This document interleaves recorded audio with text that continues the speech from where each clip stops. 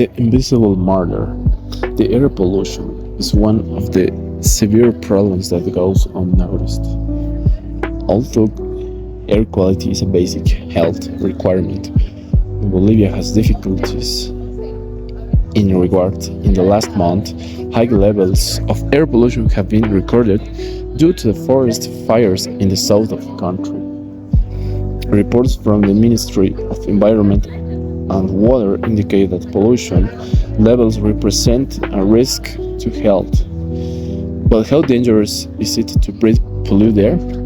What are the health effects? What current technologies are available to monitor and control air quality? Good evening. My name is Carolina Garbizu Ausa. I'm environmental engineer.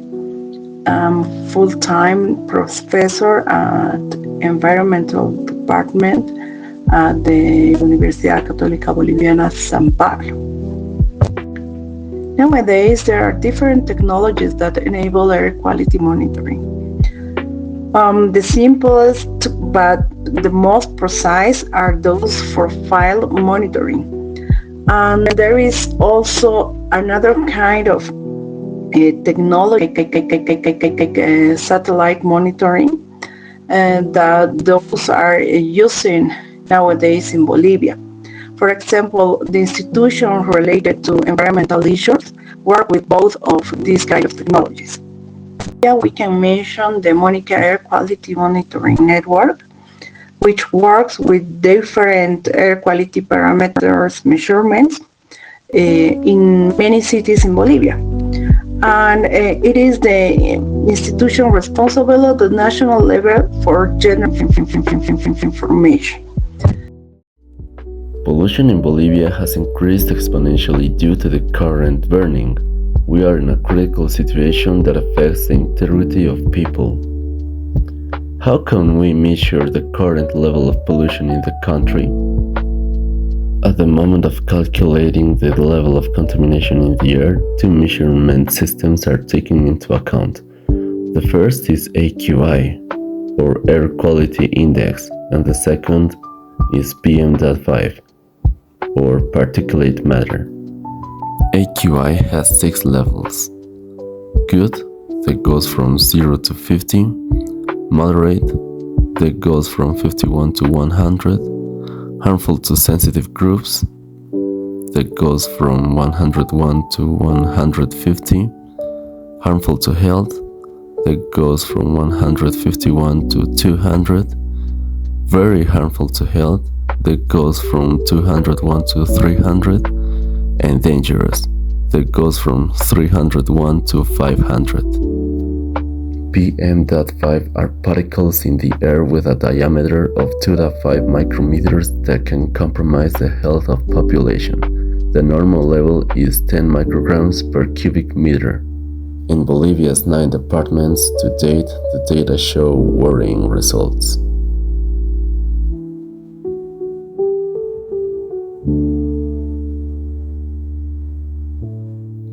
La Paz, AQI of 170, harmful, with a PM.5 of 82.2 micrograms per cubic meter, 16.4 times higher than the WHO annual air quality guideline value.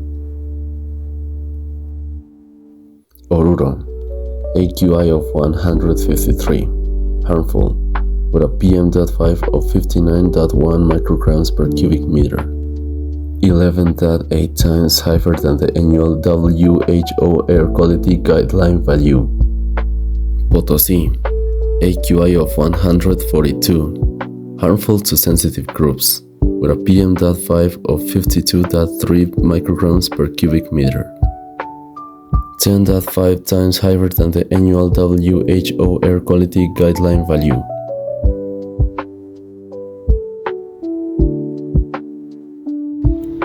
Cochabamba, AQI of 172, harmful, with a PM 2.5 of 89.1 micrograms 17.8 times higher than the annual WHO air quality guideline value. Chuquisaca, AQI of 175 harmful, with a PM 2.5 of 82.2 micrograms 3, 16.4 times higher than the annual WHO Air Quality Guideline value. Tarija, AQI of 144 harmful to sensitive groups, with a PM 2.5 of 53.1 micrograms 3, 10.6 times higher than the WHO Annual Air Quality Guideline value.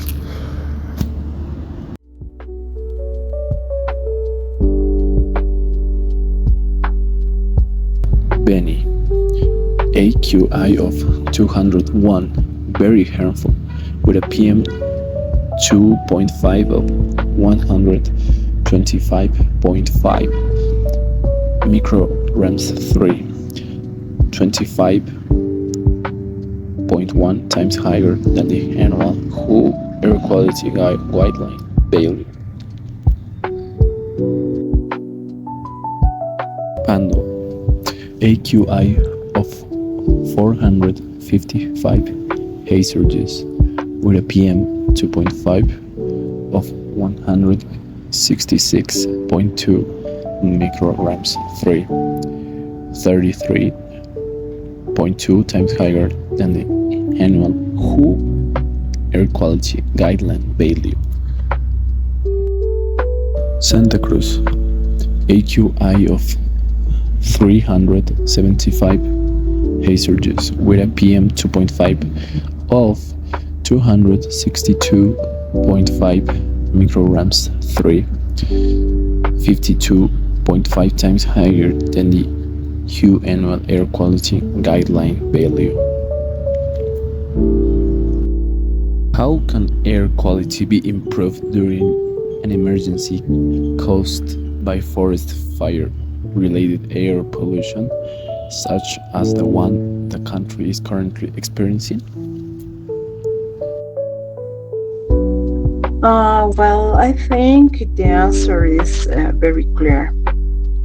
Forest fires should not be allowed here in Bolivia, in other countries. I think that the government has an obligation.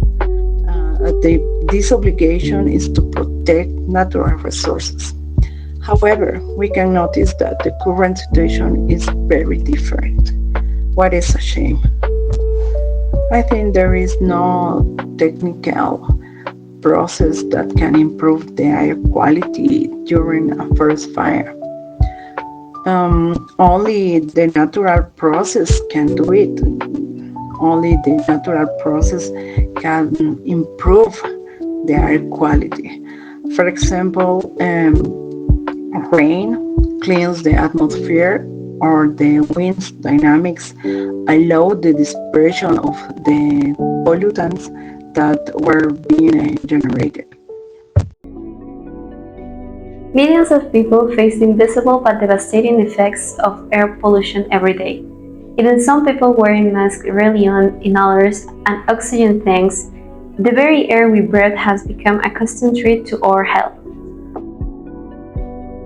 According to WHO, World Health Organization, each year 3.2 million of people die from illness attributable to air pollution. Air pollution is a serious health threat because it can negatively affect lung function, trigger respiratory diseases such as asthma and COPD, chronic obstructive pulmonary diseases, and increase the risk of lung cancer.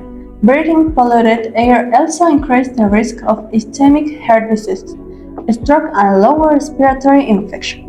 On the other hand, air pollution can also directly affect the skin, causing dermatological diseases such as atopic dermatitis.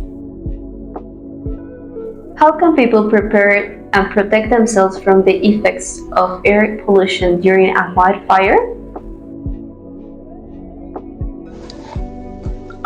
There are different level concentrations of pollutants in the atmosphere that allow to establish different kind of protection actions that people should implement when the air quality is not good. The most important actions can be reducing the outdoor activities and also the use of face mask and irritation. I think that it is also important to establish that there are groups of people who may be more susceptible to being affected by air quality, such as children, the elderly, or people with a specific disease, such as high pressure or diabetes, for example. Preventing exposure to outdoor air pollution is essential to reduce the risk of suffering any complications in the future. At this time, when the country's air quality is quite risk, we should avoid outdoor activities and stay indoors. It is also recommended to reduce exposure to sources of household air pollution, such as cigarette smoke or cooking using solid fuels. In your view, what are the most effective strategies for raising public awareness to prevent forest fires and minimize their impact on people's health?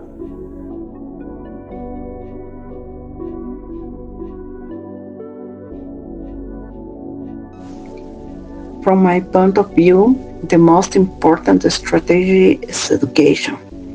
Due to it allows everyone to raise awareness about the environmental importance, not only to prevent forest fires. And also it's important for people to understand that every action we take can have a negative impact on the environment. I think that another strategy is to demand to authorities and environmental protection policies, clear policies to protect natural resources.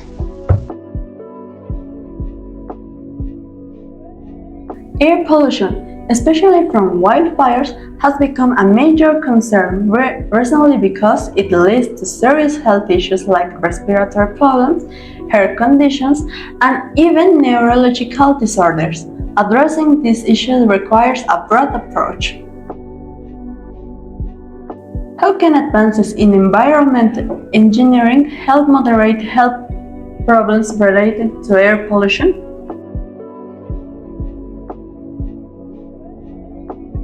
Environmental engineering helps to improve health problems related to air quality in the indirect way. In other words, an environmental engineer proposes preventive and mitigation initiatives to reduce the air pollutant emissions.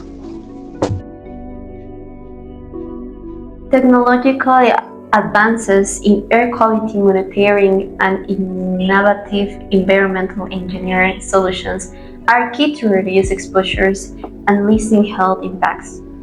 Prevention is also crucial. Raising public awareness about the causes of air pollution, especially wildfires, and implementing community awareness strategies can greatly reduce the occurrence of such events and their harmful effects.